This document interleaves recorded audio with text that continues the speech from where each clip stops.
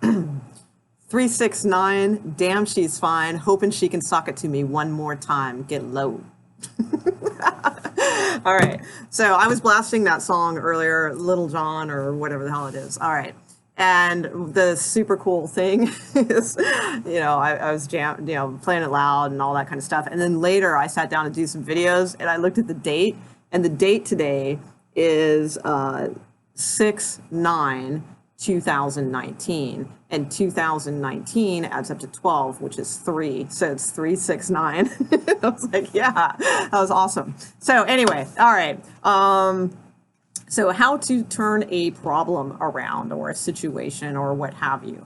Okay, so problem. All right, probe the limb. Okay, problem, probe the limb. So the limb, the outward. Okay, the limbs are, arms, and legs, and so forth too. But we've arms. I'm a big fan of anagrams. So arms, Mars, Mars, Arms. Okay, so I just thought of AMSR. That's interesting. Ooh, that's probably going to be another video.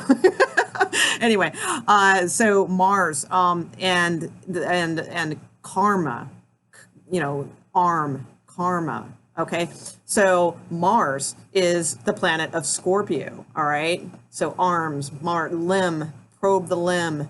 What does a Scorpio do? They probe the freaking limb to the very core, right? A Scorpio, it's the death card. It is a card of transformation, of the death of a situation, so that it can be transformed and transmutated into something much higher. Okay, and then we go to Aries. All right, so Aries and Scorpio are both ruled by Mars. So Scorpio is, kills the karma or what have you. All right, Mars, ruled by Mars, arms, limb, probe the limb, and then transmutes it, so it dissipates, and then we have Aries back at the very beginning. Okay, so there's a reason, for these types of things. So then we have to probe, the problem or what have you. It's a really good thing to try to identify where the problem feels. Okay, so in other words, like which chakra might be responsible in a sense, not necessarily responsible. That might not be the right word, but where you feel the problem. Okay, so for instance, and then you can look at these things logically too. If you can't, because the only way that you're going to be able to feel like where it is in the chakra system, which the chakra system is a whole different thing. I mean, that's everybody. There's a set agreement of where the chakras are and all of that, but it depends on where you are at the time too. But anyway, that's a long story. So that's throwing me off track. Sorry. All right. Let me get to what I'm trying to say here. All right. So when I say logically, like you can look at them logically, because the only way to like really feel those chakras is through meditation, and where you can start feeling the subtleties of things. Okay, so again, I told you I'm going to push meditation probably every freaking video. All right, that's just it. But there's another way to that you can at least sort of look at things logically. But when I say logically, I don't mean in the way that we normally consider logic. When I'm talking about more cosmic logic. Okay, so take things like, for instance, like owing money. Okay, something of that effect. So we can look at the word owing, okay, or owe, and we have an O and then WE, right? So an O. So this could either be the moon or this could be the sun. It depends. And then we have the word money, moon, Monday, moon day. So that gives us a clue. All right, moon. All right, so if it's owing money, then that's probably the O is probably the moon, which would be the feminine. And the feminine is the receptive. Okay, the feminine is the right side. So but the feminine is the moon. So that would be Venus. Heart chakra. So that's one way to kind of deduct things, but that in using logic, in that way, if you cannot yet subtly, feel the subtle realm or what have you of where it might be within your space. So so taking that, what we have to do is we have to turn around the problem, right? You want the problem to turn around.